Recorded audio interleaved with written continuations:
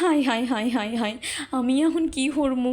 বিটির জামাই আমার খবর না দিয়েই বাড়ি পুরাইছে। আল্লাহ গো, আমাকে এখন বাঁচাও।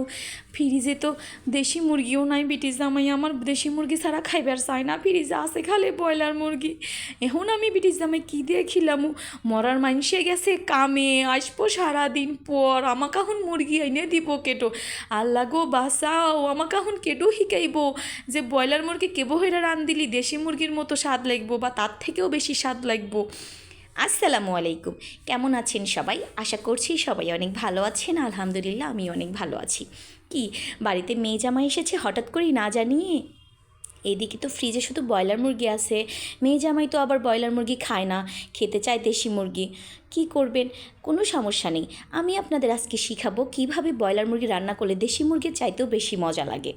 দেখুন, আমি এখানে 1/2 কেজি পরিমাণ ব্রয়লার মুরগি নিয়ে নিয়েছি এবং ব্রয়লার মুরগির মাংসগুলো সুন্দর করে হলুদের গুঁড়া, মরিচের গুঁড়া, লবণ, একটুখানি আদা রসুন বাটা এবং তেল দিয়ে সুন্দর করে মাখিয়ে রেখেছিলাম কিছুক্ষণ মেরিনেট করার জন্য। মনে রাখবেন, এখানে কিন্তু মশলাগুলো পরিমাণে একটু কম দিতে হবে, যাতে ভাজার সময় ভালোভাবে ভাজা যায়, লেগে না ধরে কড়াইয়ের সাথে। এবং কড়াইটিতে তেল দিয়ে অনেকক্ষণ পরিমাণ সময়ে আপনারা এটা গরম করবেন কড়াইটা, এবং তেলটা একদম হাই হিটে গরম করে নেবেন। মাংসটা দিলে যাতে কোনোভাবে কড়াইয়ের সাথে লেগে না ধরে, সুন্দরভাবে ভাজতে পারেন, মাংসটা ছেড়ে না যায় বা খুলে না যায়। দেখুন, আমার মাংসটা ভাজা হয়ে গিয়েছে এবং এই পর্যায়ে আমি এখানে পেঁয়াজ কুচি দিয়ে দিব।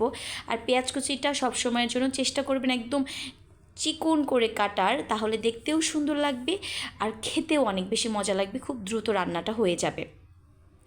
পেঁয়াজটা মাংসের সাথে মেশানোর পরে আমি এখানে দিয়ে দিলাম পরিমাণ মতো লবণ, আদা রসুন বাটা, গরম মশলা গুঁড়া এবং মরিচের গুঁড়া। আমি আর কোনো মশলা এখানে ব্যবহার করব না। তো আমি এখানে মশলাগুলো পেঁয়াজের সাথে মেশানোর পরে আমি এখানে পানি দিয়ে দিব, কারণ মশলাটা যাতে পুড়ে না যায়, এবং পানিটা আমি অল্প পরিমাণে দেব।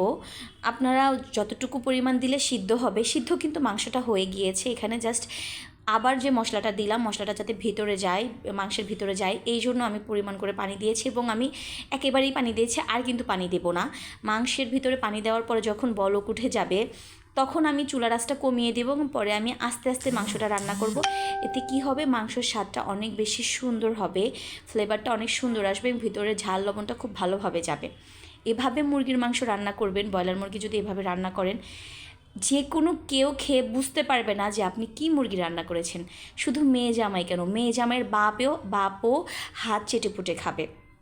তো আমার রেসিপি কেমন লাগলো সবাই অবশ্যই কমেন্টে জানিয়ে যাবেন। এরকম সুন্দর সুন্দর রেসিপি পেতে গেলে আমার পেজটিকে আপনারা ফলো করে যাবেন। ধন্যবাদ সবাইকে।